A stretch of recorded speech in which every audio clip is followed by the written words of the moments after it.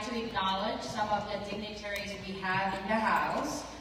First and most importantly, we obviously have Congressman Liccardo here. And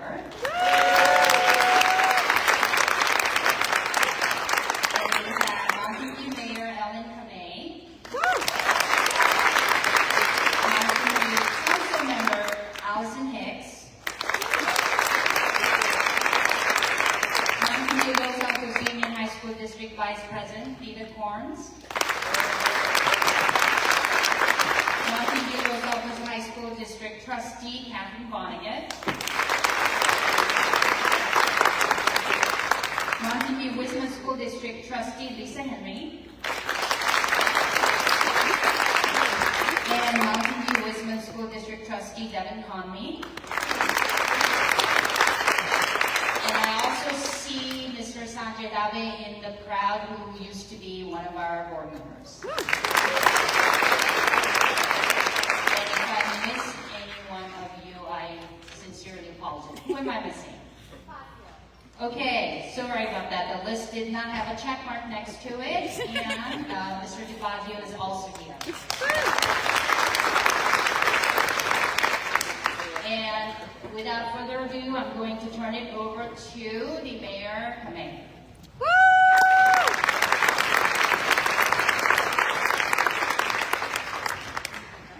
Good afternoon, everyone. As was mentioned, my name is Ellen Kamei. It's my honor to be able to do a welcome to our wonderful city of Mountain View. I just wanted to say it's been really special to have Congressmember Liccardo recognize the importance in our community and call this town hall. Not only did he have his community swearing in the other week in Mountain View, but now he's had this town hall here. And having grown up in the city, my grandparents lived right on Bryant Avenue. It's really special. And I'd also like to do our land acknowledgement today. We pause to acknowledge that we gather today on the land of the Ohlone and Muwekma Ohlone people. We remember their continued connection to this region and recognize that we have and continue to benefit from their traditional homeland as we live, work, and learn together. We offer our respect to their elders and to all Ohlone people of past and present. Thank you very much, and will you join me in giving a warm welcome to our Congressmember, Sam Liccardo.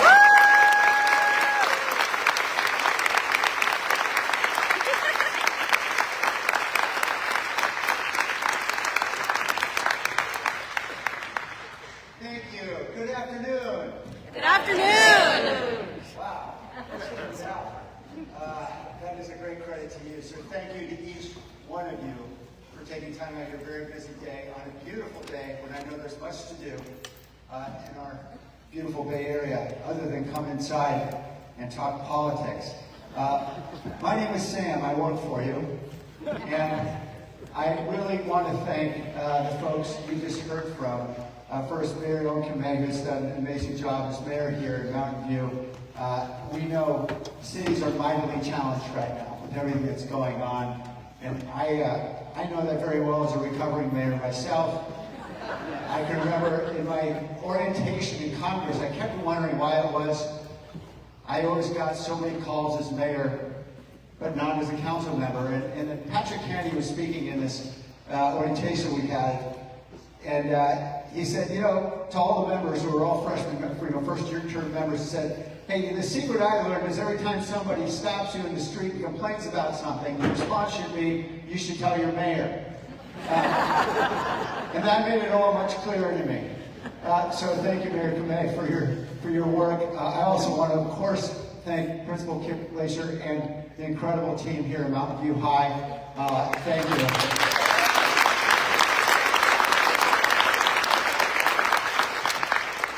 Many of you know that teaching and running a school, those are about the toughest jobs in America right now, and about the most important jobs in America.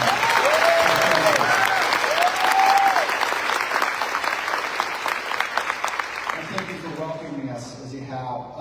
I just want to run through a couple things, so thank you for your patience. I want to thank the many volunteers who helped to make this happen, because we rely on volunteers.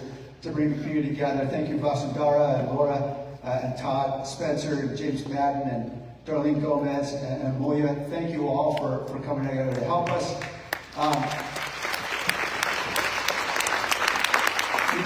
You're going to see some folks who are running around with mics and others who are part of our team, and I want you to know who they are.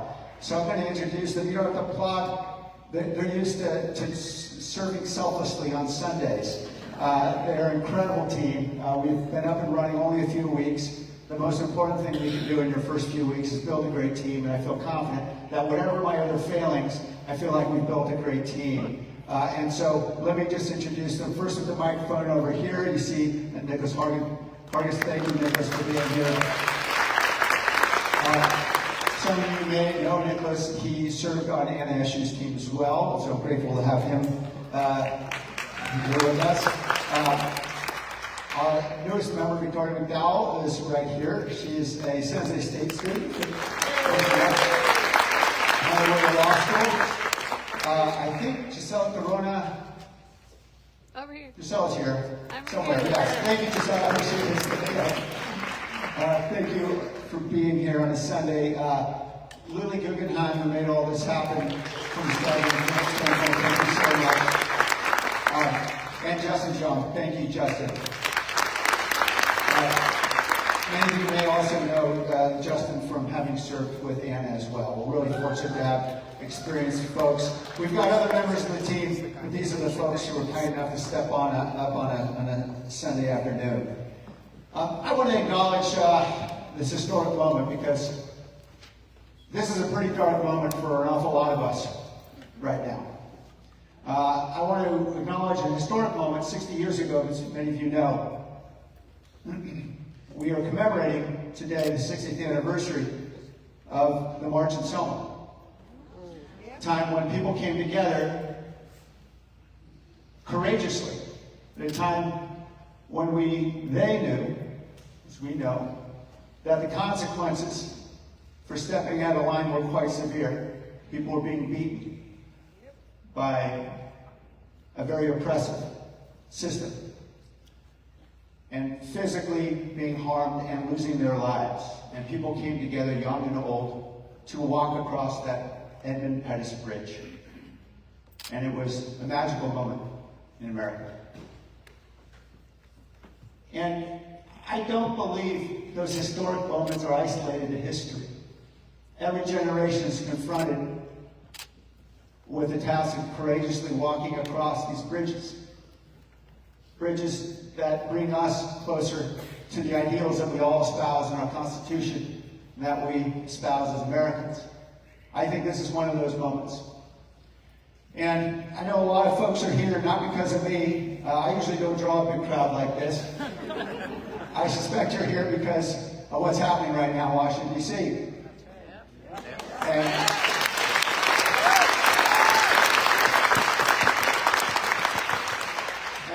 And I'm hearing and feeling a lot from our community. A lot of fear, a lot of anger, a lot of frustration, all of which are justified.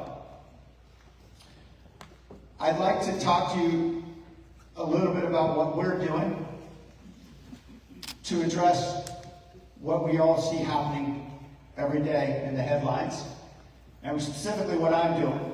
And then I'm going to stop talking because I'd like to hear from you. So forgive me because I'm going to take up about 10 minutes to at least tell you what's going on from my perspective in Washington, so you hear that up front. And then we'll have the mic go around for questions so I can hear from you. And in addition to asking questions and stating concerns, I'd also encourage you to think a little bit about what can we do together. Because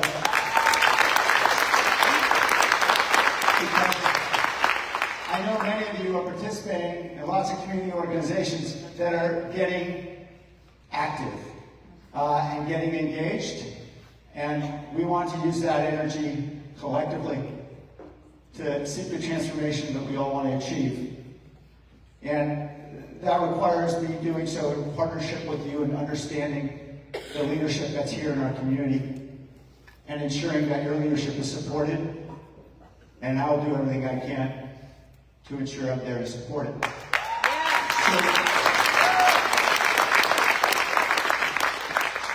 Let me talk for a minute then about what I'm focused on in Washington, D.C. The 4 days a week I'm there, and then obviously we're coming back every week.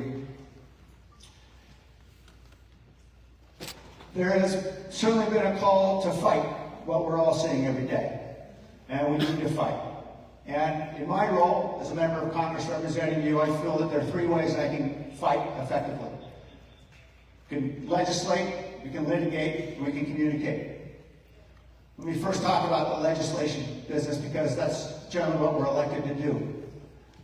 And it would be a bit short-sighted for me not to state at the outset, we've got a pretty clear context in which we're legislating.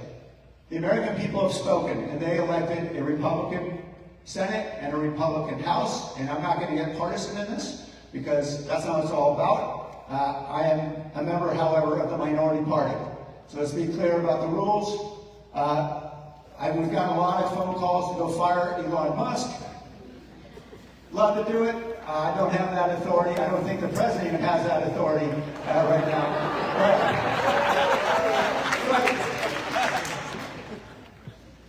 But nonetheless, as first-year member of the minority party, your power to effectuate your will is obviously constrained. And it's not just obviously that the opposing party controls the House and the Senate, but also the executive branch, as we all know. And by the way, has appointed a majority of the members of the Supreme Court. So we have to think strategically about how we act within those very significant constraints and within that landscape. So the legislation that I've been focusing on is focused really on 2 basic objectives. Because guess what? If I introduce a bill tomorrow, it's not going to get out of committee next week, or maybe any week for the rest of the term. But on the other hand, if I can introduce legislation that communicates uniquely and effectively to an awful lot of folks out there who might be in that category we might call the persuadables, those Americans who maybe voted one way in one election and another way in another election, we're all scratching our heads, but one way or another they changed their minds, and we should have a pretty good idea why they changed their minds by now. For example, the fact that millions of Americans were struggling with the high cost of living, and the perception was that the party in power at the time wasn't doing enough to address that very significant struggle. So it's going to be about communicating, and it's also, the legislation is going to be focused on how can we put the pieces in place for those members of the majority party who might currently have wobbly knees, but might at some point get stronger spine as the poll ratings for their president start to drop a bit. And yes, we've seen them drop already. They're now, I guess Reuters said it's 44-51 is the latest poll, 7 points underwater. By the way, the lowest poll ratings, yeah. So the point is, we've got to find things that Republicans and Democrats both agree on, and believe it or not, there's actually more than you might think that we do agree on. If you actually took this president out of the equation. Obviously, the president's currently in the equation. So I'm focusing on those areas where we know, because we see what the polling says. I have the conversations with my Republican colleagues in the elevators, and at 10 o'clock at night in the gym. By the way, you get a lot of good scuttlebutt at 10 o'clock at night in the gym. And I start to listen and learn what are they concerned about and where could we possibly get out there so that when they start to feel a little more courage, we can get them on board and then start to send real messages. Let me give you a brief commercial interruption. I just want to thank Margaret and Co. guys. Notice you just joined us. Thank you so much, Supervisor. I know we have commitments all over there, so thank you for coming. So that's where we're focused. So what I've done so far, I've introduced one bill called the MEME Act. It prohibits federal elected officials from issuing or promoting securities, commodities, or digital assets. Not that we can think of anybody who might have done that. Now, again, we know it's not going to get out of committee onto the House floor anytime soon, right? We understand where the politics are aligned. But here's why I did it. What we learned when we were doing some digging was that 800,000 people have bought this meme coin of Donald Trump's. You might expect that the people will actually believe in him or they would have bought the coin. And in this whole pump and dump scheme he concocted, those 800,000 people have collectively lost more than $2 billion.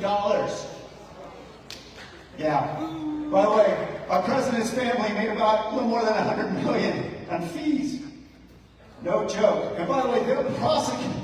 In Argentina, the president did the same thing, and they've got an independent Justice Department has actually started an investigation on corruption. That's how it works in some democracies. God forbid we actually use Argentina as our example. So I introduced this meme coin because I know that maybe the news that you and I read and others may be different than the news that others read who might be supporting the president. But what I do know is if you're investing in a meme coin, you're probably getting news from crypto magazines and online newsletters and so forth. And it just so happens this made headlines in all the crypto news. And that's a way for us to communicate to an awful lot of America that wasn't otherwise hearing, hey, wait a minute, a lot of Americans have lost a lot of money on this. But we know some friends of the president's did pretty well.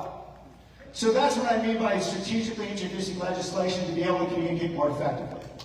Because the only way in a democracy, at the end of the day, that we are going to counter Project 2025 is with Project 2026 and Project 2028.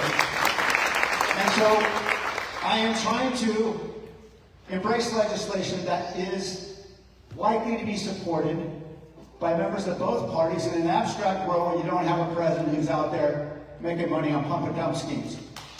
So, other things I've co-sponsored recently, for example, the Taxpayer Data Privacy Act. We all know the concerns, of course, of DOJ having access to tens of millions of taxpayers' private financial data. Again, privacy is something we all share a concern over as Americans. Also, since we're all struggling with the high cost of living, and we've seen tariffs now threaten to make costs even higher, and we know it's hard to follow the bouncing ball. Today the tariffs are on, tomorrow the tariffs are off. But we know some tariffs are going to continue on those very menacing forces of evil that apparently the president concocted. They're known as Canada and Mexico, two of our closest allies and trading partners that apparently deserve to have 25% tariffs, while I didn't hear anything about tariffs on Russia. But anyway, the point of this legislation that I co-sponsored is to essentially cut short the emergency authorization that the president has under a 1970s law to increase tariffs without congressional authority. This would force Congress to vote. Right? So the idea is we force every member of Congress to vote, are you going to support the tariffs or not? And then they got to go home and explain, all of us, to our residents, why we'd support tariffs that are going to make their groceries and living expenses $1,200 more expensive on average across every household. I think, those are the kinds of things where we appeal broadly to what all Americans are concerned about. And we have to focus. So focus brings me to my next topic, which is the next of the three parts of the strategy. We talked about legislation. We haven't talked about litigate yet. Then we'll talk about communicate. Okay, so let me talk about litigation. I'll make this really quick. I'm a recovering lawyer. You probably know that. I was a criminal prosecutor here in Santa Clara County. I prosecuted sexual assault cases, and I was a federal prosecutor as well. So they recruited former lawyers to join this rapid response team. And we are partnering with lots of civil organizations throughout the country. Many of you know Public Citizen, Democracy Forward, and others. And where we see clearly unconstitutional or illegal actions, we're doing all that we can to support these organizations in the work they're doing. We as members of Congress rarely do we ever have what they call a right of action. We can't sue on behalf of ourselves, but we can provide information and expertise and strategy and all those things that folks may need to be able to be successful in their suits. And 109 lawsuits have been filed so far in this constellation of groups. Very grateful for many of these groups stepping forward, and I hope you do. If you decide that they're aligned with your views, then by all means do support them. What doesn't make the news is just how successful the work is being done across the country. 41 injunctions issued by judges.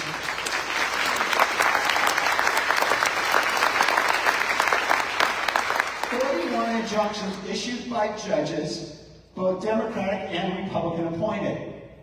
That's what's important, right? This is across the partisan lines, because it turns out the Republican judges have to read the same Constitution that Democratic judges, appointed judges do, although we may occasionally read it differently. The important thing is, as we saw in the Supreme Court last week, there are some principles and values we can all agree on. And these 41 injunctions are constraining and limiting the ability of this executive branch to engage in illegal and unconstitutional conduct across a whole host of ways. We saw that, for example, with the 14th Amendment challenge, with this creative notion of eliminating birthright citizenship, which is in the 14th Amendment, if you read it, and a Supreme Court Justice, Republican appointed in 1896, so held. And it has been the holding consistently of every court since. So now we've had 4 injunctions striking down that executive order. A lot of actions have been taken, or attempted to be taken, to shut down agencies. Obviously, there's been a lot of damage, we know that, but the important thing is we are seeing some progress. Okay, so now we're talking about legislate, talking about litigate, let's talk about communicate, because I think this is often of top concern to a lot of folks about, hey, why aren't we hearing you more? What's going on? Right. And I think we'll probably hear that in the discussion. Yep.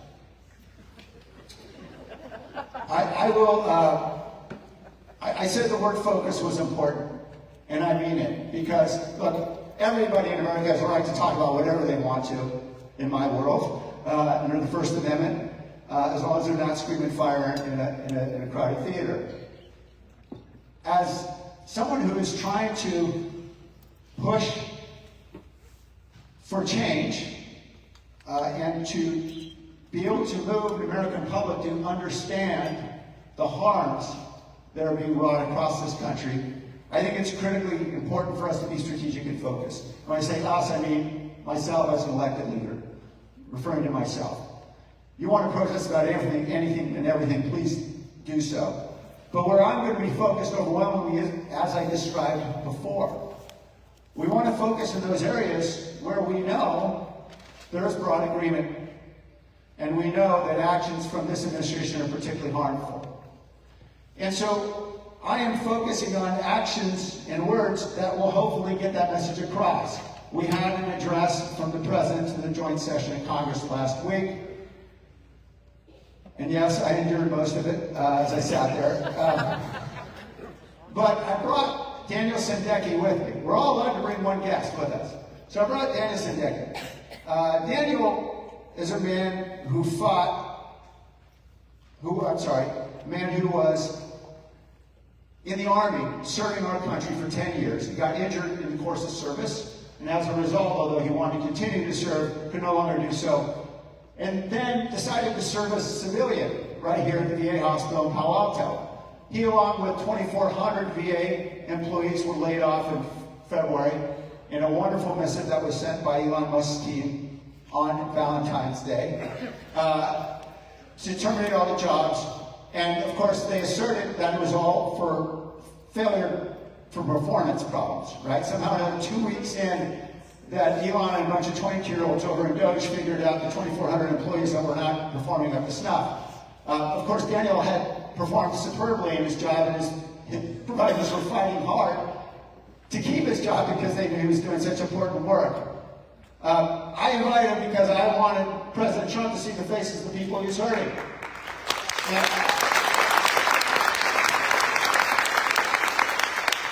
And I wanted for others in our country to see the faces of the people who are being hurt. So we announced his attendance at this event by social media. I posted a little video. 2 hours later, Daniel got his job back.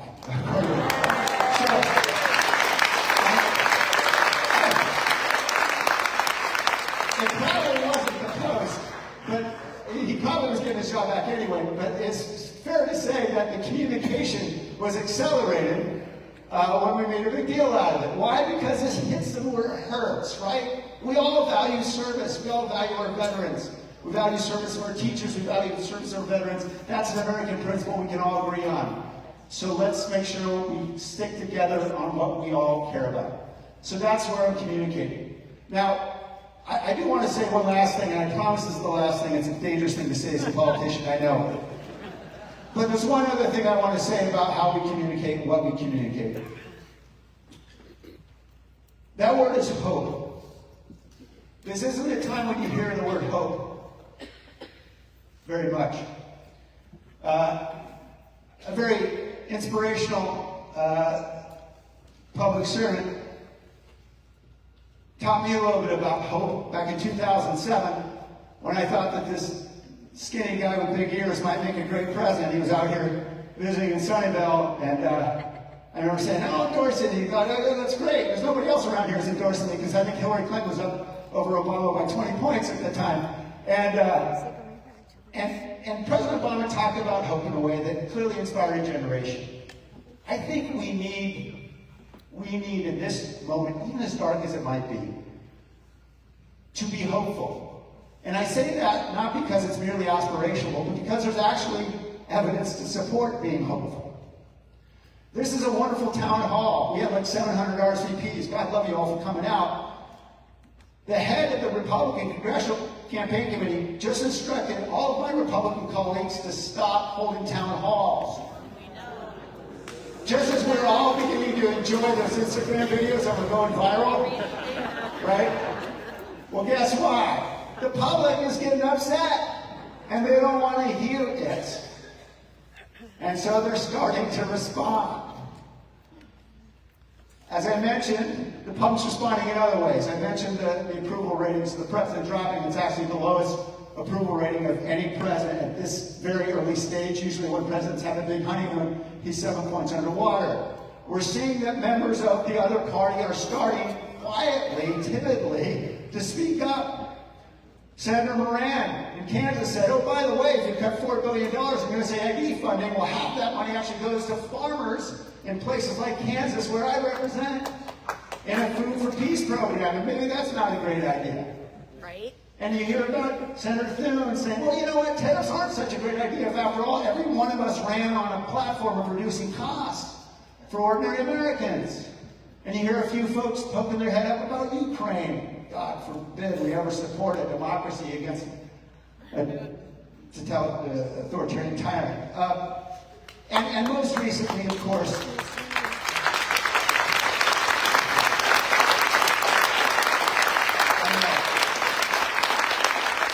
I remember fondly presidents who used to say things like that, America was the leader of the free world, right? I hope that we will all be stepping up to that responsibility again soon. We're also seeing a lot of stepping back. And we're seeing that in a lot of different ways. So again, I'm sorry to keep beating this theme of hope, but I think it is important for us to be hopeful. Most recently, we had a budget proposals that cut $2 trillion across the board, $880 billion estimated to be cut out of Medicaid, $330 billion out of education programs. To combine just those two alone, it equals about the amount of tax cuts that would have gone to the top 1%, an extension of the 2017 tax law, which is what prompted all that. So what we saw more recently now is the House leadership decided we're not going to have one big beautiful bill, as the president wanted. Instead, they're going to pass something that looks a lot more like a continuing resolution. It's not exactly, but suffice to say, they're stalling for time. They're going to approve all the spending levels, more or less. Some cuts to veterans, by the way, significant cuts to veteran services, some increase to military. But nonetheless, otherwise, a much less harmful budget than what they had proposed and passed just 2 weeks before. So we're starting to see him step back. We're seeing him step back in big ways and little ways. Doge, for example, lays off 200 or 250 employees responsible for nuclear safety. A few days later decides, that's probably not a great idea. Doge lays off 750 employees at CDC at a time when avian bird flu may in fact become the next pandemic. Somehow someone got the sense to say that doesn't seem like a great idea, and they pulled back on that. We're seeing tariffs on one day, off the next day. I know why. It's because the administration is getting calls from the same CEOs who are calling me saying, this is asinine. We depend on international trade.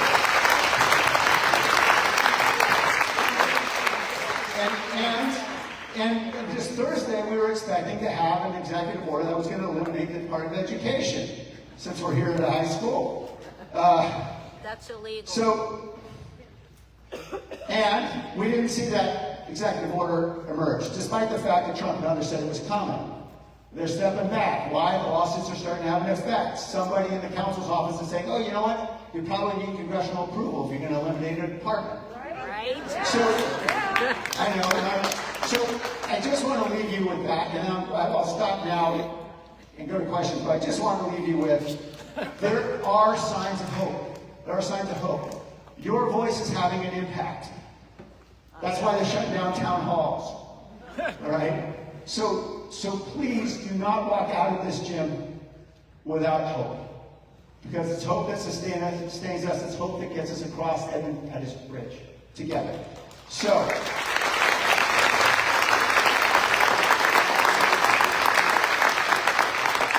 I'm not going to take a drink of water. I've spoken way too long. Let's hear from you. I know Nicholas has a microphone and Justin has as well. So they will go to whoever's raising their hand. Is that right? Yes, so whoever has a question, please raise your hand. Either Nicholas or I will call you. Come on down. If you're not able to, we'll go to you, and you can ask your question. So let me start over here.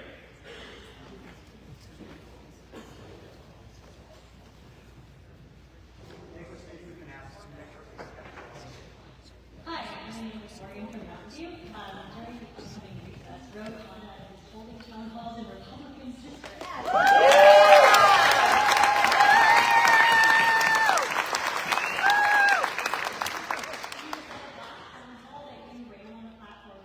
Across the aisle. Will you commit right now to us to hold our I think it's a great idea. And thank you. Please bring other ideas. I'm sure my team's going to love this. But I would want to be strategic and make sure we're doing it in those districts where we think we have a shot. Right? There's a couple districts in Central Valley and Southern California where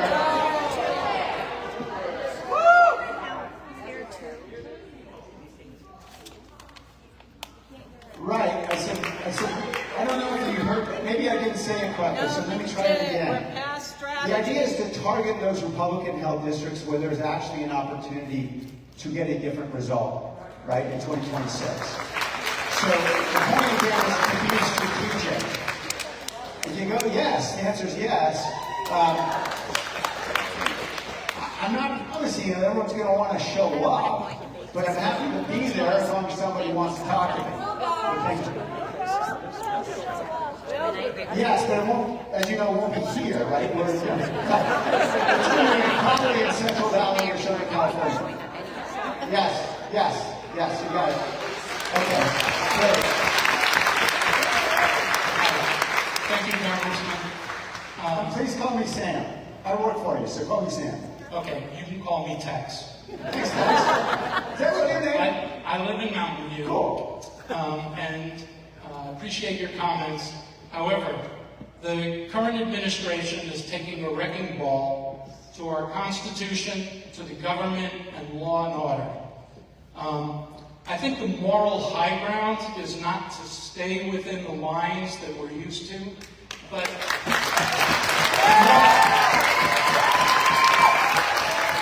moral high ground is for you to defend democracy.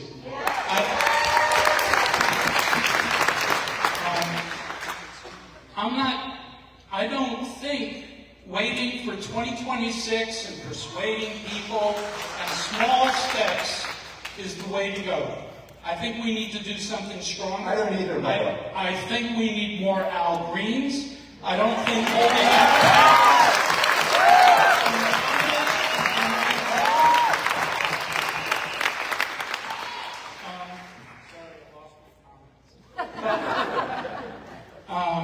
So I need for you to represent how angry we are and our concerns. I appreciate your thoughts about being hopeful, but I'm not hopeful we'll be having actual democratic elections in 26 the way things are going.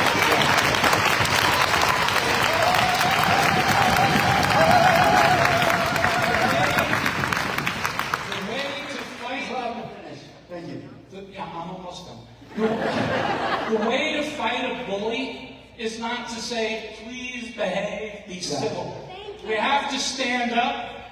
We have to be more than doing small steps and hoping to persuade a few people here and there, or to say 800,000 people lost money. We're talking about hundreds of thousands of people losing jobs, losing support for science, support for medicine, all of the things that we need.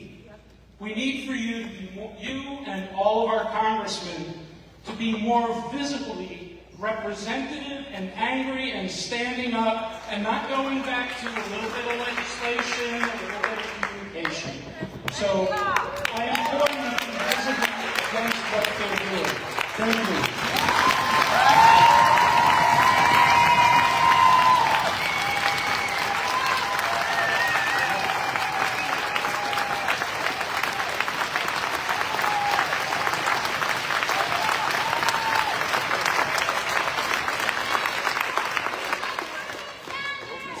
So, I suspect there's strong support for that point of view. So let me say, first, I agree, we're not waiting for 2026. That's not the strategy. I was attempting to describe all the things that we're doing today and next week on the budget and the week after that, because we've got a lot of work to do right now to fight this administration. And in a world in which the American people have voted for Republican majorities in both houses, a Republican president, and we have a Supreme Court that is essentially Republican appointed, we have to use what is at our disposal in a constitutional democracy. Now, without going exactly, by the way, I have no like Al. He's a wonderful man, and I voted against the motion to censure him.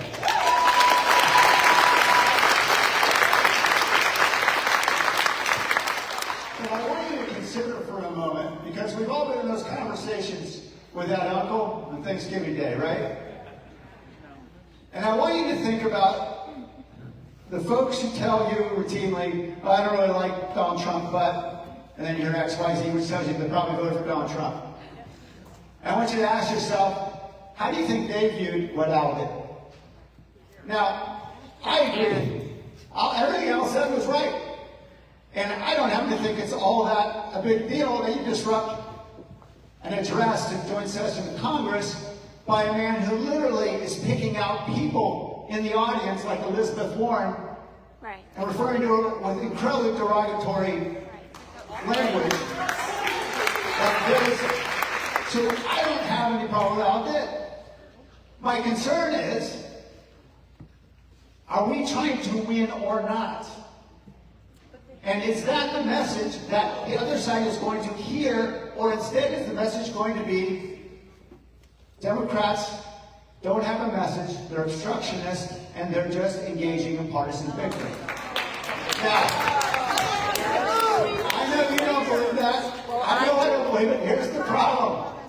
We see it. We've got a big country. Let's remember who the American public voted for.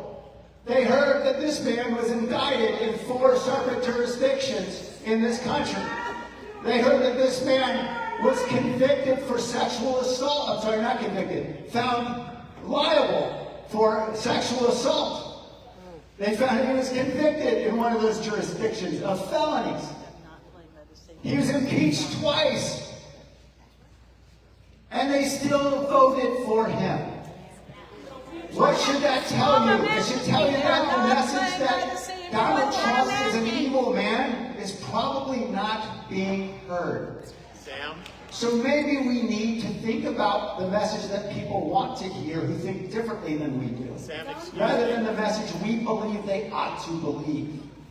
They voted I for their understand and promise. appreciate the point, and it's widely it is widely shared. I get it all the time, but I can't tell you how many emails I got because I didn't vote to censor Al Green.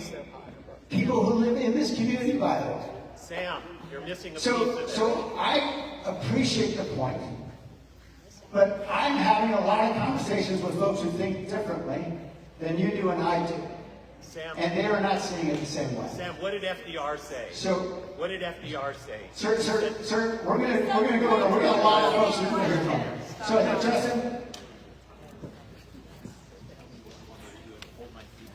Hi, Sam. Thanks so much for coming here with such a great message of home through action. My name is Carrie Taylor. I'm from Menlo Park. And I'm here today because the only ones of us in this room and across the nation who need to be concerned about the future of our food and farming system are those of us who eat. Related to that, as you probably know, USDA conservation program funding payments were stopped on contracts that farmers across the nation hold that are signed by the U.S. government. There was no immediate explanation for that. It's just part of what is going on in this country right now. Right. And a couple of weeks ago, I heard that Brooke Rollins, Agriculture Secretary, did have a tranche of $20 million to begin partial payments back to those farmers. When we're talking about billions of dollars from the Biden administration's IRA conservation or climate smart funding program. Right. So, last week, Brooke Rollins announced that all their investigations were done and they would begin to release the funds. So what I would like to know is there something you know, or is there a way you can expedite the immediate 100% refunding of those dollars that need to be flowing to farmers? Because I talked to a farmer, or emailed with a farmer last week on the coast. He and his coastal food hub actually are looking at over $500,000 in funds that won't be flowing to them. So this is very important, and it's happening across the state, it's happening across the nation. Thank you. Thank you.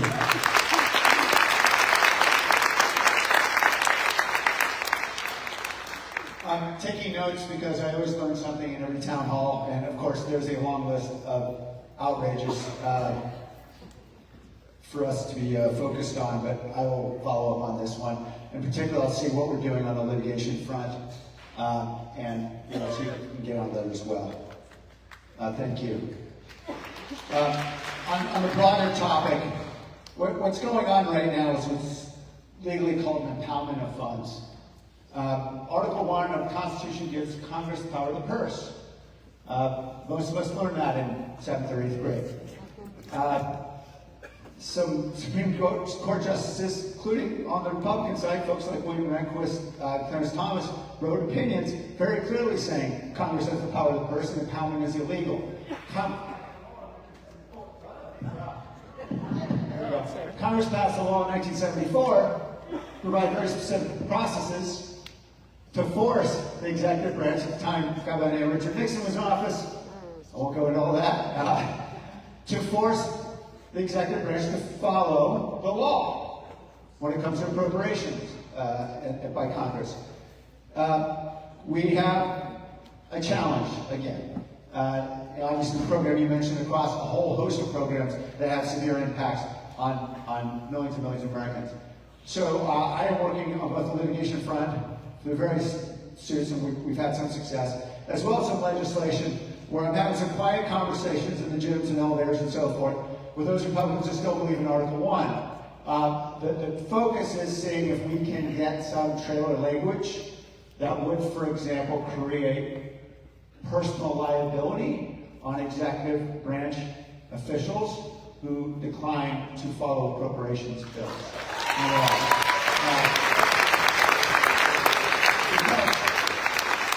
The brief fact of the 1974 law that Congress passes that it is executable or implementable with criminal sanctions.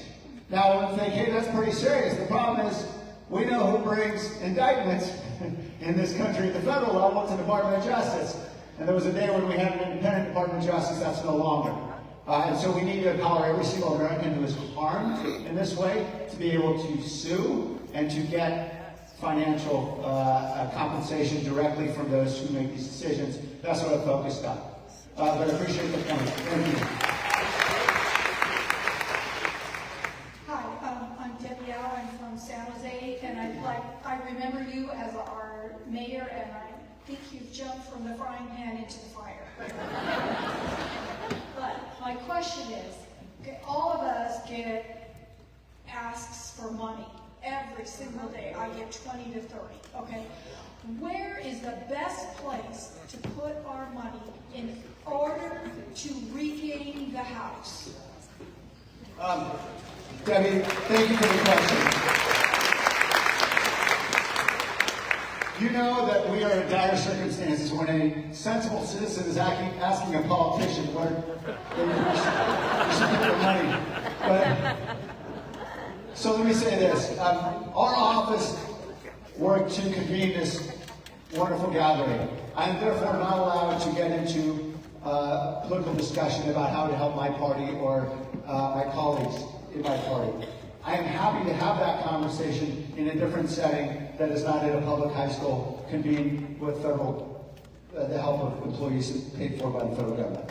I will say this.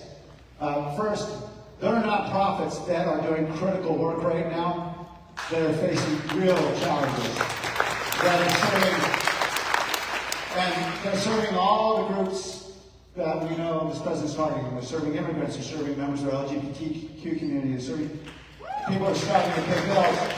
And to the extent that these are nonprofits you care about, please do support them generously, because right now they're holding a lot of communities together. I will say this, for those who would like to get more engaged in political action or in a setting where I can discuss it, I'm happy to talk after this meeting, and maybe we can get together and organize. I know we've got several organizations that have gotten folks here. I'd love to work with you, bring in folks from the party and others, and we can really talk turkey about strategy. Thank you. Is Justin next? Yeah. Hello. Hi. My name is Lori. I live in Palo Alto, and I'm here to talk to you about veterans today. In specific, the Veteran Access Act.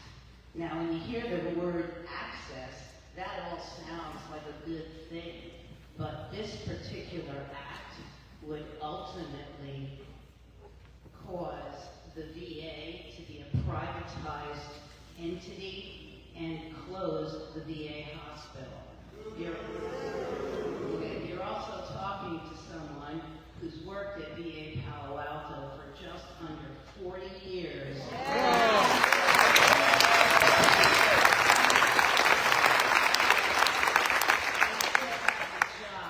Since Doge hasn't gotten to me quite yet.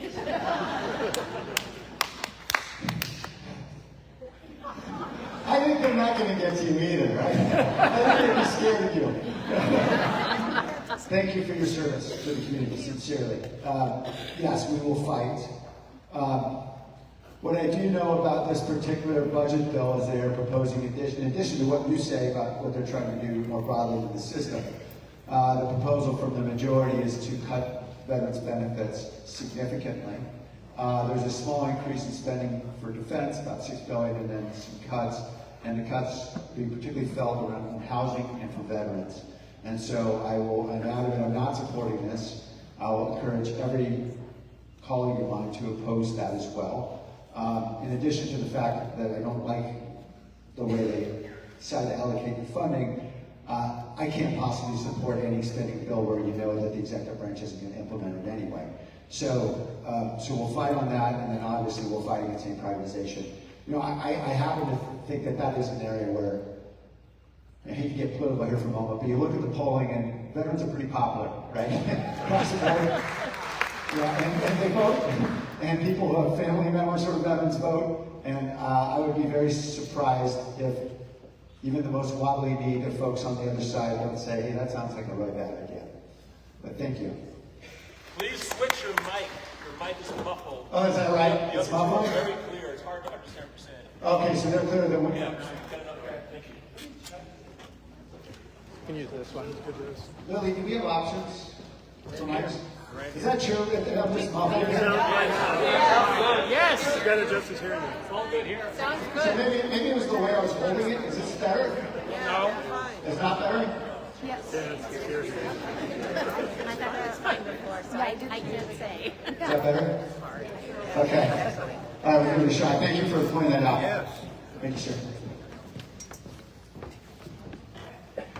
So Sam, Trump has crossed a lot of red lines, but there is a final red line that is coming in June. And I think you and I both know as lawyers, the likelihood is the Supreme Court is going to make a ruling, probably at the end of the term because there's finalists.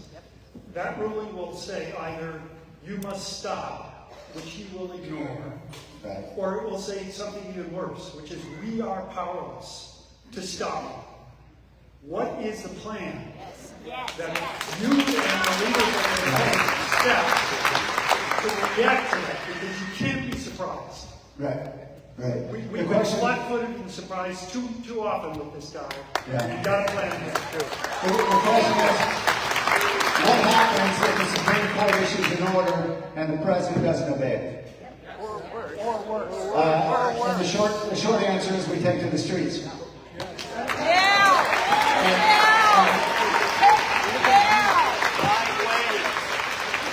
You might think that's short of strategy. I know that's not what you want to hear, and you're looking for a more refined answer about how exactly we're all going to do that. But guess what? We're all taking to the streets, so we're going to figure it out.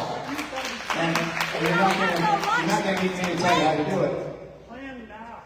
I can assure you, there are lots of organizations with lots of smart people, smarter than me, I can assure you, that are thinking very seriously about that plan and constructing that plan.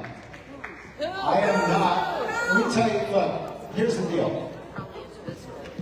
Here's the deal. I am happy to do whatever I can to support the leadership that's here in this gym and throughout our community to take the actions we need to take when we get to that constitutional crisis. In the meantime, I have sworn to uphold the Constitution. I take that very seriously. And so I'm going to continue to follow. I understand this may be an asymmetric battle, but we either believe that we're going to win under the Constitution or we lose, period. Because if we're not following the Constitution, we've already lost our republic. Look, I'm not discounting the fact that this day may come, but let's keep in mind, last week we did have a Supreme Court ruling. The Supreme Court ruling did uphold the court order. We have not yet heard the administration say we are going to disobey that court order. When we do, we'll take to the streets. We're hearing funds haven't been released. We're hearing that. I understand that. So let's allow the response, and then we respond. But what I'm not going to get into is, we know they're not going to follow the rule, so let's charge the ramparts now. That's not going to be my strategy. Every American can choose their own strategy, but I was elected and I swore to uphold the Constitution. Look, Ben Franklin, here's the deal. Ben Franklin was stopped on the way out of the Constitutional Convention the last day. And a bystander said, hey, Dr. Franklin, what do we have? We have a monarchy or a republic? And Franklin said, a republic if you can keep it.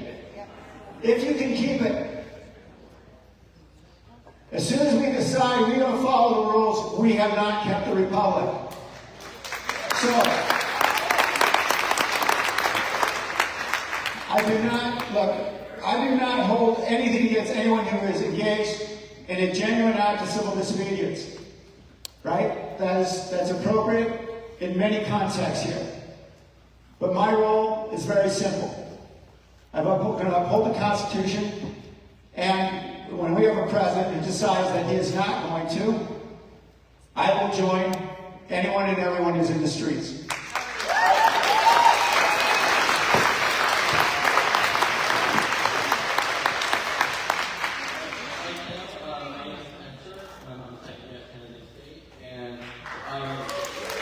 Go Spartans. You're in the Spartan land here, so that's good. As far as opposing the Trump administration goes, I feel that we need to fight not right. Because Vice President Harris got 6 million less votes than Biden did in 2020. I feel that our best way to prove our confidence to Democratic voters is to step up aggression. Thank you. Thank you. Look, I appreciate it. I'm not going to respond to every question because I think it was a statement and I think everybody heard it. So thank you for weighing in. We'll keep hearing from folks because I know we're not going to have enough time to hear from everyone anyway. Hello, my name is Fran. I'm from San Jose. Personally, I'm not a Democrat. I'm certainly not a Republican. I am an anarchist. I fully believe that for us to further our democracy and to take back what is currently being taken away from us, what has every other country done? What have we done in our history? And what we have always done is stand up, go to the streets before they can start putting us in camps. And I do not say this lightly. They have done this before in America. Our Asian American communities know exactly what I'm talking about. They want to start putting the disabled folks in concentration camps, in ghettos. What they have done to our Black American folks, what they have done to Asian Americans, they want to do to everyone in America who does not believe them, who does not believe in what they want, which is ultimately to take over the government.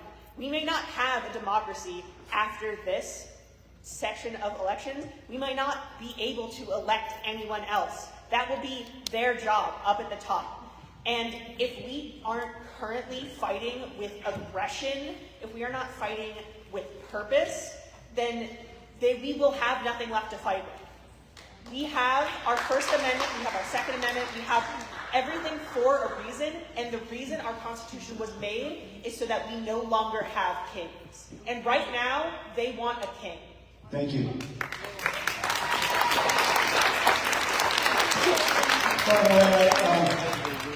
I appreciate the historical reference. I worked for Norman Netta when I was a student at Georgetown University. And I worked with him for 2 years. And I got to meet Norm for the first time when I was a kid because my dad actually grew up with him in an area just north of Japantown in San Jose. And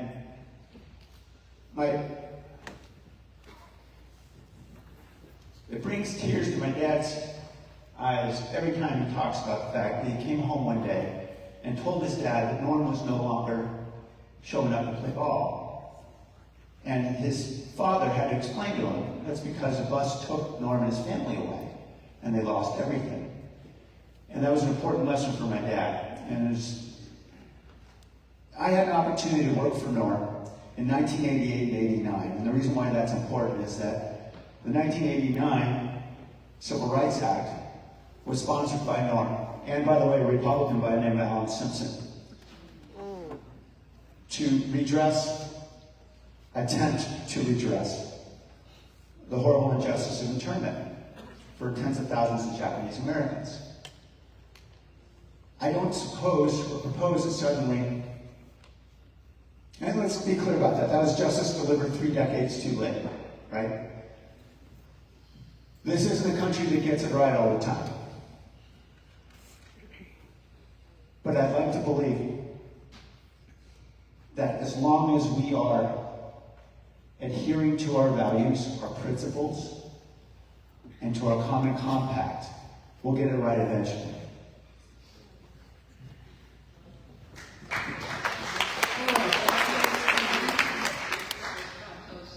At the end of 2024, the Senate unanimously passed reauthorization of the Older Americans Act. The House did not. And you know, about 11 million older adults receive services under the Older Americans Act, including meals, legal assistance, caregiving assistance, help with Medicare issues. And we're coming up to a deadline, coming up, I think, March 14th, about reauthorization of the Older Americans Act. And I'm wondering if you've heard anything about what's going to happen. Thank you. Thank you. I'm going back to my notepad.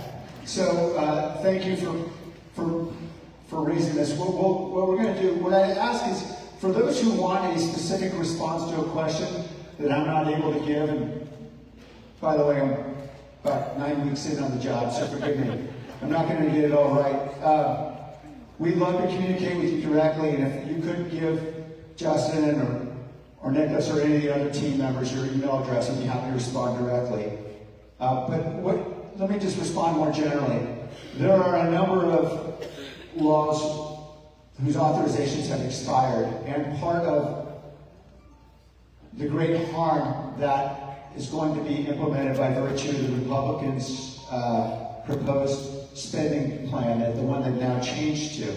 They've given up on the particularly atrocious one. But basically, they have what they call a clean continuing resolution. It's not really a continuing resolution, but anyway, it doesn't continue any spending for programs whose authorizations have expired in the last year.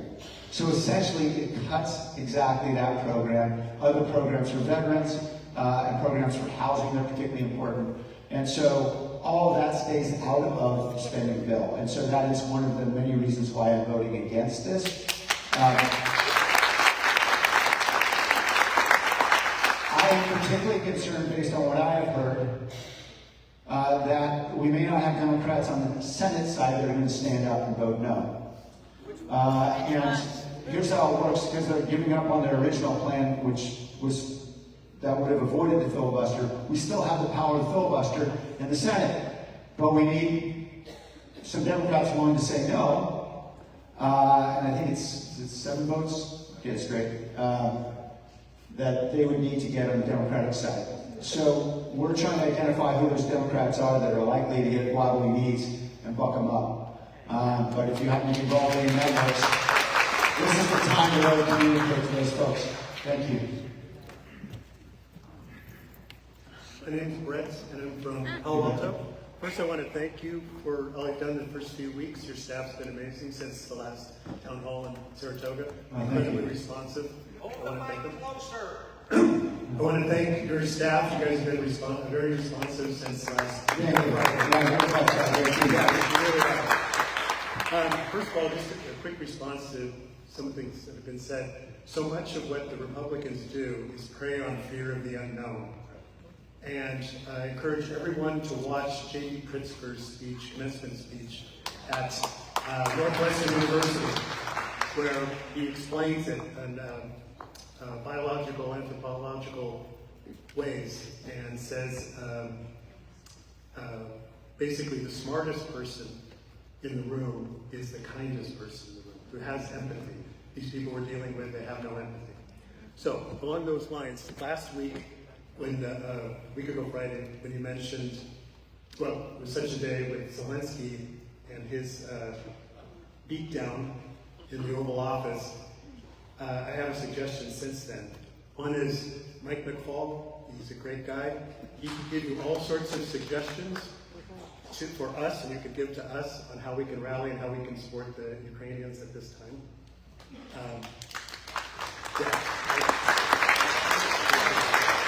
Because you have an army here. Everyone here can easily get 10 friends. And we might have, our priorities might not be totally aligned, you know, on what issues we really want to fight for. But that's one example how you can, as our leader, can help us mobilize and get out there for whatever the issue is. And You mentioned Ukraine specifically. yes. You mentioned Ukraine specifically. Are there some specific ideas that you have? I meant to talk to Mike last week to have him just give me a list, but if you contact his office, I'm sure he'll take your... Yeah, I'm happy to. Look, I recognize there's a lot of desire for collective action right now. Yes. Yes. And you're doing it. You're not just talking about it, and I'm grateful for that. And I'm happy to support collective action that is going to be focused on helping us stop the harm that we know is being wrought across the country and hopefully put together a coalition that's going to enable us to win in a democracy. You know, President Obama, when he spoke at Selma a decade ago, the 50th anniversary, he gave this wonderful speech. He said that the most important word in the vocabulary in democracy is we. We the people. We shall overcome. I'm grateful that you supported me, and I know that there's a desire to see from me the game plan of exactly how each of you should act in this moment. But that's for all of us. I'm happy to suggest some ideas. Some of the ideas I can't say again in a public high school and part of an organized event funded by the federal government. I'm happy to meet subsequently with lots of organizations that are gathered here. Let's set a date, let's do it, and let's go down the list and figure out what we can do together. But I want to put the work on you as well, because you're in the community, and you're hearing things I'm not always hearing. Maybe you're seeing things that I'm not always seeing, and you may have better ideas. And usually, when elected officials come up with the ideas about how we're going to go march, they don't always go so well. So I want to work with you. I don't pretend to have. Look, when I was mayor of San Jose, the way we supported Ukraine was we got our fire department to give them a couple $1 million worth of emergency equipment that they needed. I went to a few fundraisers to raise some money for them. And you know, if I had other more creative ideas, I would have loved to have done those too. But maybe you have them. So happy to work with you.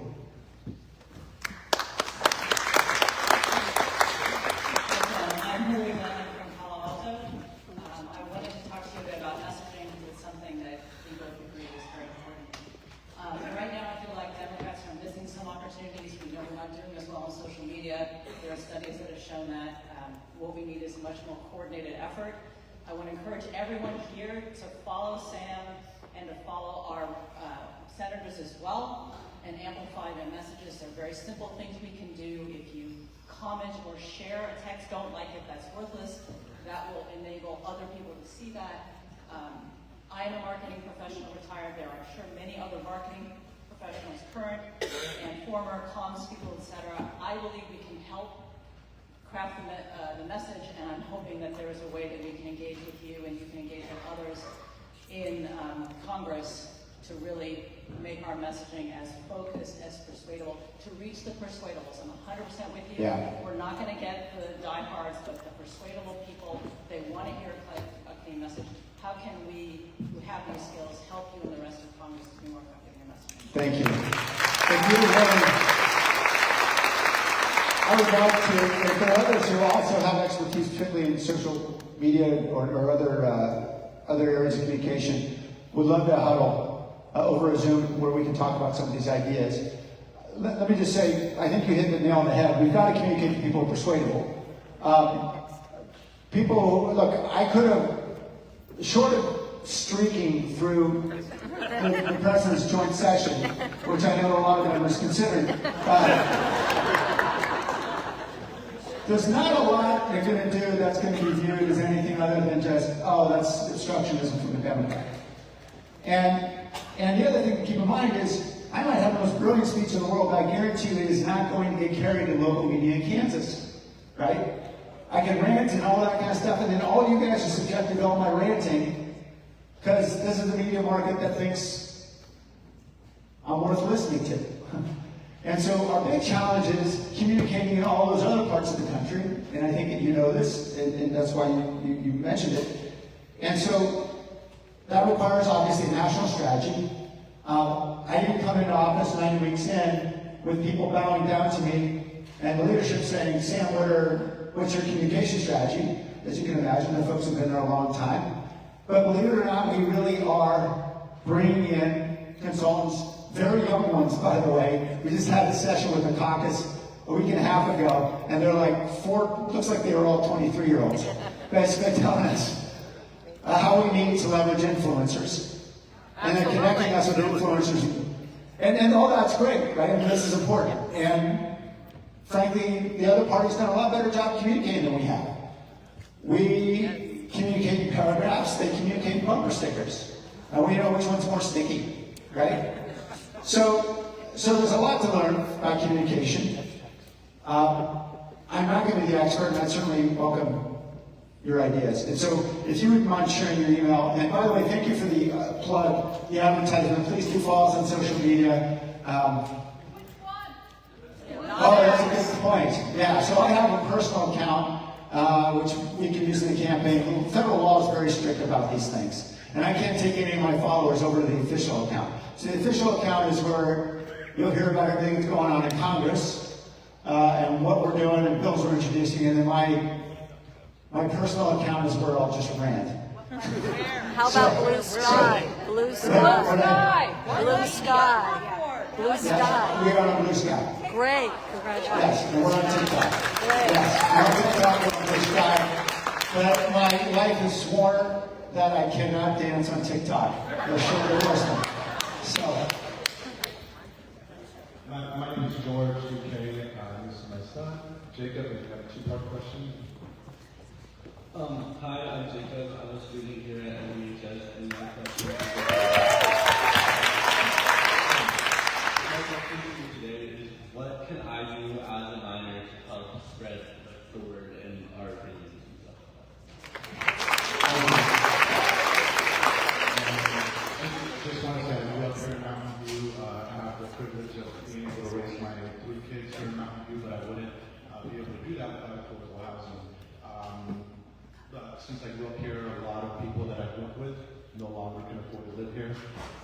This probably influenced me to be in the public sector as well. I work with the homeless, with the severely low income Thank you. community.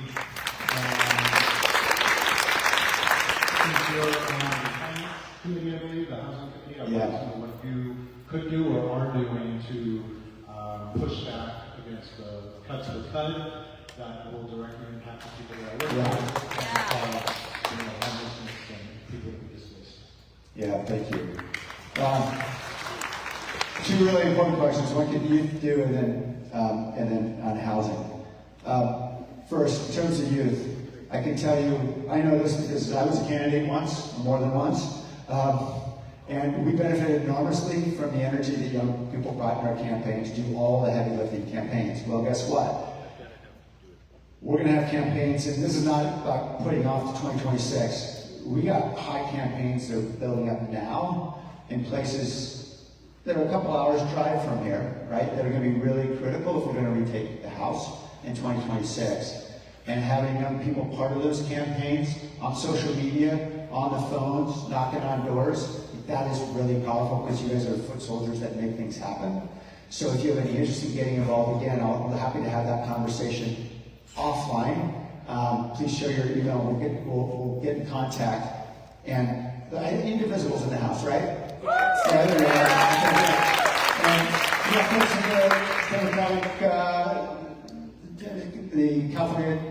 the County Democratic Party as well. We're active. We're active. Okay, a couple. So, look, I think it's time. I had this conversation with Bill James a couple days ago. I think it's time for us to all get together, everybody in one room. Because I know a lot of folks have a lot of different ideas, and it'd be good for all of us to hear each other and then get forward on what plan. So, well, if you guys have a club here, for example, a Democratic club, or just a club of folks who are just interested in politics, and you want to bring folks along, that'd be fantastic. You can always start one too. I know a lot of folks have done that, believe it or not. But what young people have that old people like me don't have is these incredible networks. So you guys are just on communicating all the time, and we'd love to have you be able to help us communicate. So thank you. Thank you for your passion. On housing, thank you very much for your service. So I did join the Financial Services Committee. People wonder, why did you get on that committee? Because that's the committee that has jurisdiction over housing, and obviously as mayor, I care a lot about that. So, the chief problem with the approach the Republicans, or the majority has taken on this budget bill is because it would be in the form of a continuing resolution. It has no specific direction from Congress about any specific programs. So that means a lot of money can get moved around in departments, which puts in peril the programs you and I care most about, right? Section 8, home, CDBG, all those things that we know are critical. So, bluntly, we have to do everything we can to fight next week to ensure this thing doesn't get passed. And that's going to take some resolve on the Senate side. And in the meantime, I know I and others on my committee, ranking members, sent a letter to HUD. She actually personally served it on the secretary, which was an interesting spectacle. She's a wonderful woman, by the way. I won't go into the detail, but it was great. So we'll continue to fight as all we can. And to the extent that you can help us by identifying those stories of real people who are being impacted, and again, thinking about how we communicate to the other side, those people who might be veterans, those people who might be teachers, people who are serving our community in different ways, you can elevate those stories and in the national media be able to get the word out. Thank you.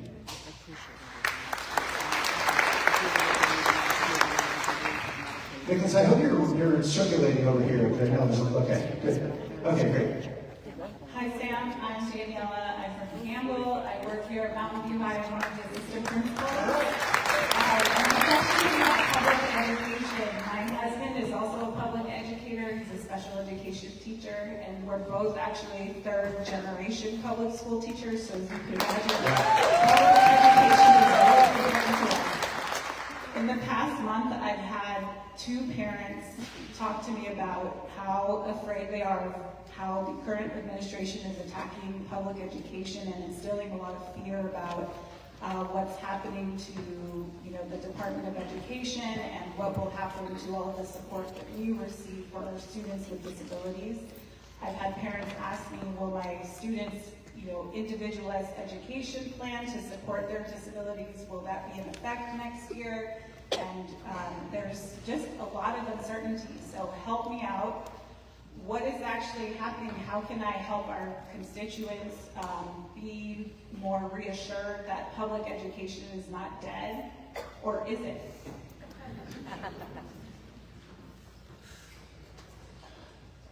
I'm not going to give you a satisfactory answer as to what's going to happen, because as I mentioned just a second ago, with this budgetary procedure, it gives an enormous amount of discretion to the executive branch to move money around.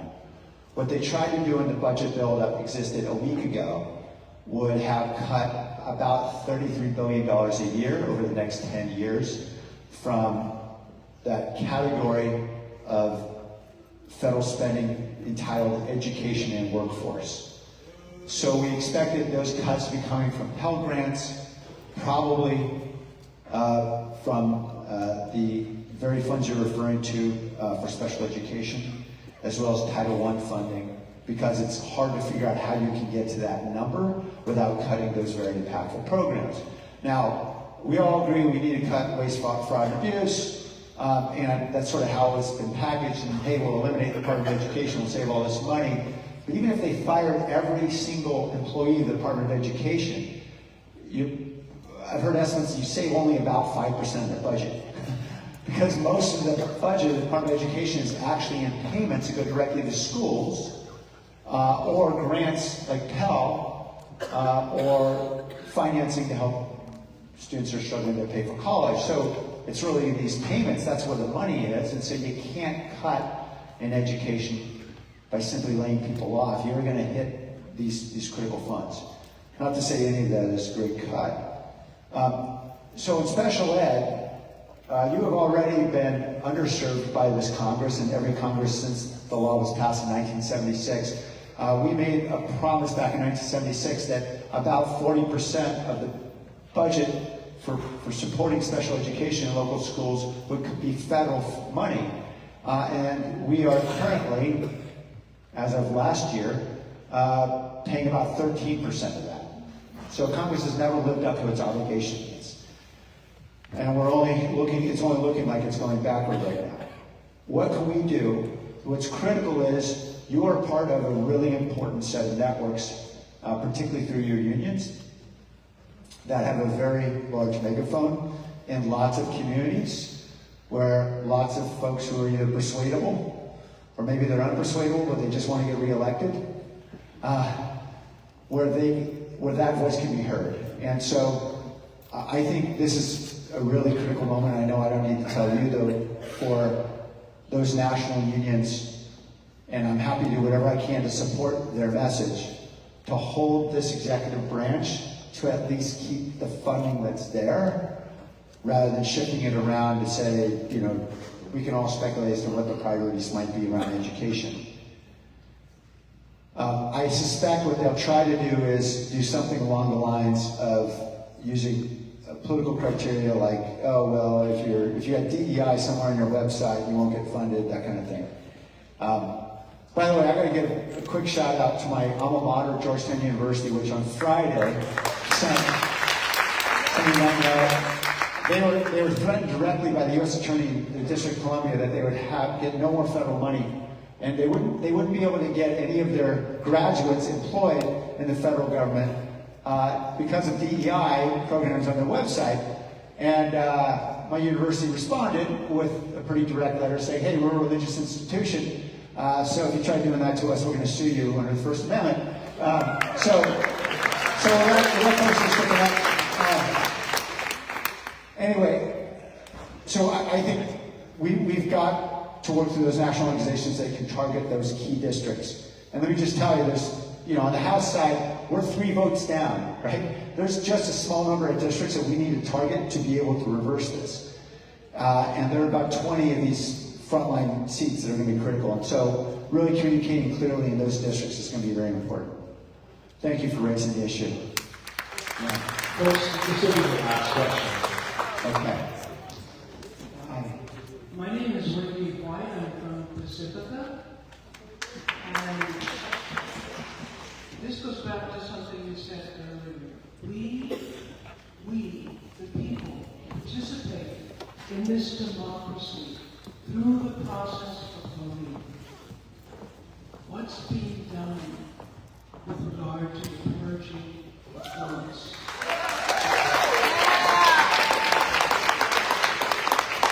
There are a lot of people who are frustrated by the two-party system. So what's being done to put the vote back to we the people? If you understand. Yeah, did you say this a little bit more? When you say the purging of votes, because, yeah. Purging of votes. So it seems that there have been a number of investigative reporting around the world, and actually here in the United States, that have been flagging what took place in the last election, and several elections going all the way back to 2000, but looking at what's been happening under Republican governorship, that there seems to be a lot of purging of voters. And under the from the voter rolls. Yes. Yeah, I got you. Yeah. Yeah, thank you. I'm sorry, I was just catching up. So, there are 2 pieces of legislation that are supported by all the Democrats, including me, including the Jar and R. Lewis Voting Rights Act, and the other one whose name I won't get right correctly,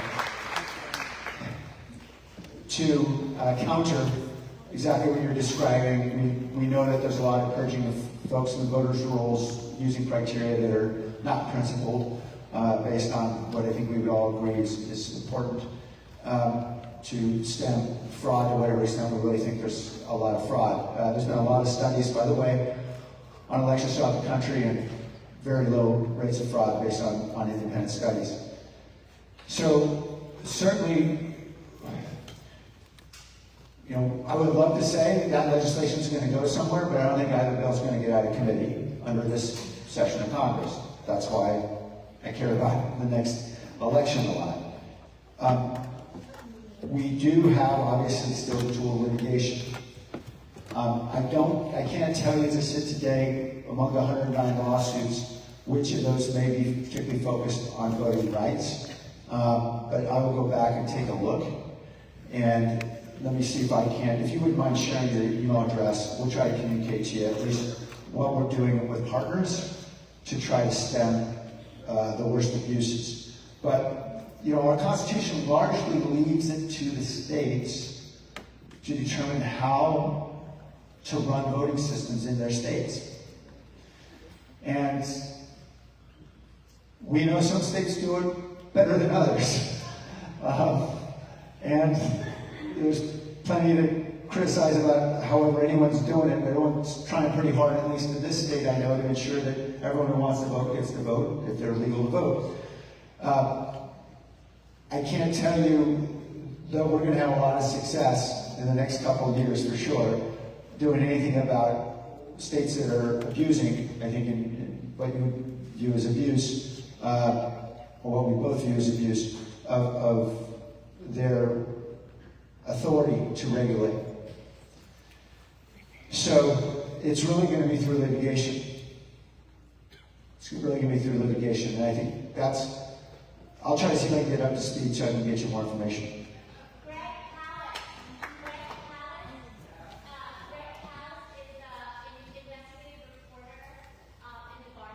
Okay.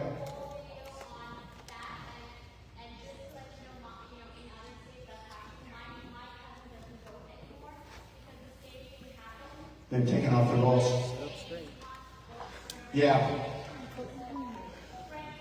Okay, we'll take a look. And I will say also, there is one bill that's been proposed by the majority that have direct impacts on women voting, because if they change their name, then there's a presumption that they can, and I can't think of anything that says political self-destruction more than saying, no, we're going to put this thing out that looks innocuous that's going to deprive potentially millions of women the right to vote.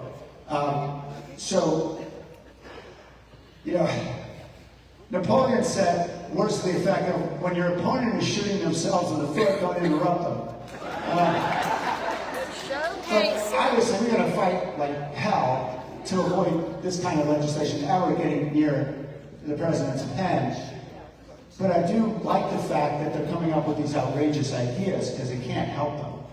We just have to do a better job of communicating to the rest of the country this is what they're doing. And that's what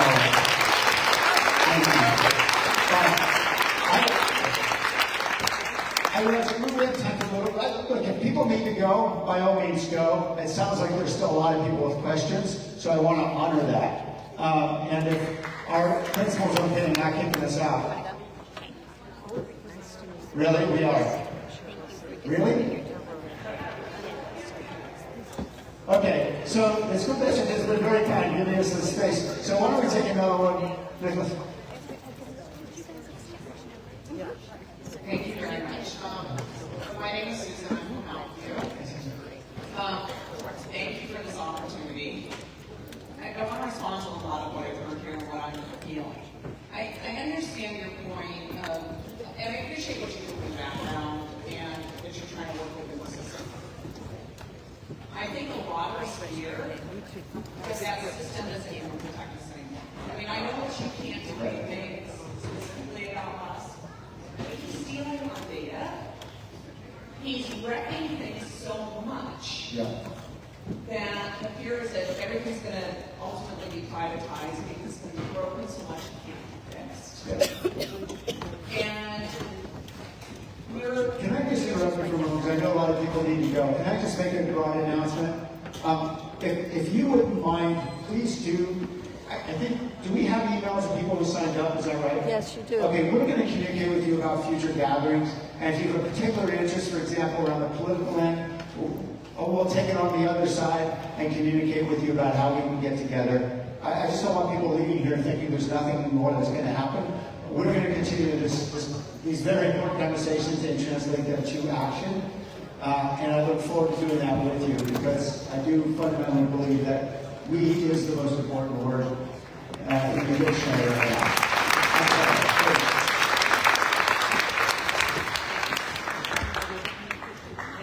Training research. So, and I understand you're trying to get the persuadables. I think one of the challenges, as my husband always says, is Democrats want to fall in love, Republicans fall in line. And we've seen this, and so I don't know that just behind the scenes is going to get that across. And if there's success in that, I don't doubt that Trump and the Republicans are going to take credit for that. You know, the tariffs, for example. If the stock market bounces back, he's going to take credit for that. And people aren't getting that message. So, in my opinion, and I think what I'm hearing a lot here, is that we need to be loud and outraged. And that needs to come from you. I was listening to Senator Liccardo, who's out there talking about what he's doing. And we are asking you to be out there showing your outrage with what's being done to the systems. And when I see the State of the Union, which I couldn't watch except the optics afterwards, and Trump trots out this poor young man with the cancer, and the Democrats are sitting on their hand because we know it's just an optic, it's just exploitation. And then all the messaging is how dare the Democrats not applaud this poor young man. So I don't know how you unite the party, but it's got to be united in opposition. Right.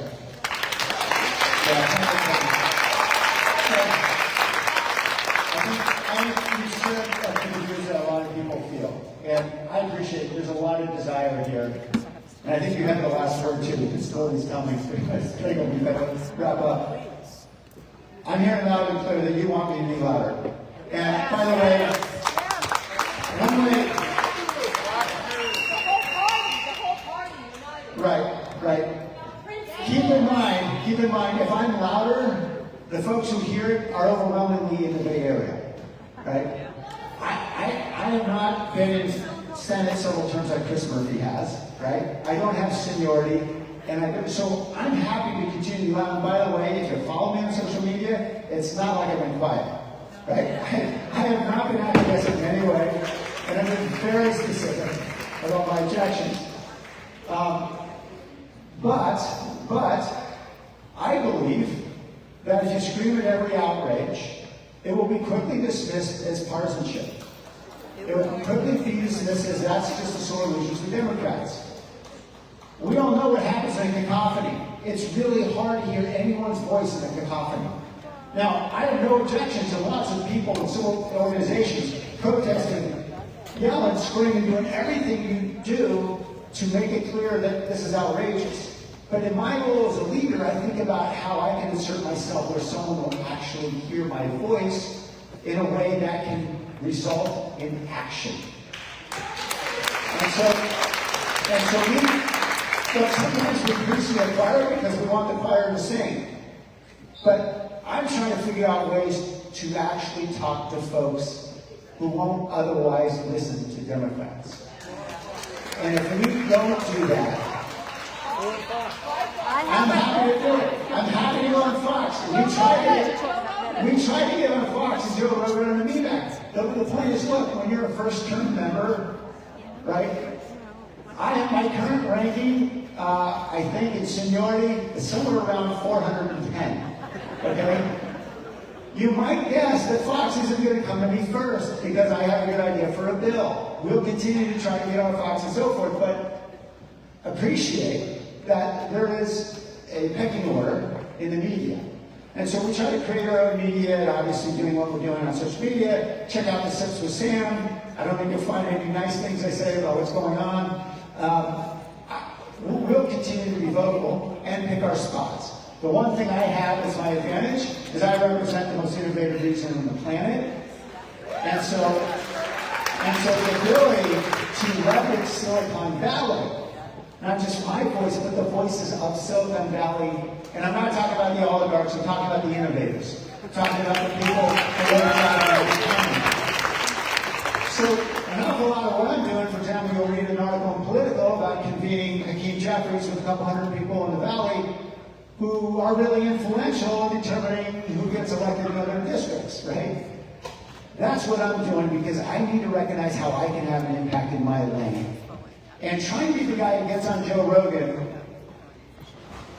I'm happy to keep trying, but Joe isn't sending me any Christmas cards. And I understand if you say something a little more outrageous than the last guy, you might get on. But by the way, when you get that outrageous, who's going to believe you? So it's important to be credible. It's important to be focused and strategic. I will continue to have these conversations with you because I like to continue to get this feedback. And let's work together. Thank you so much.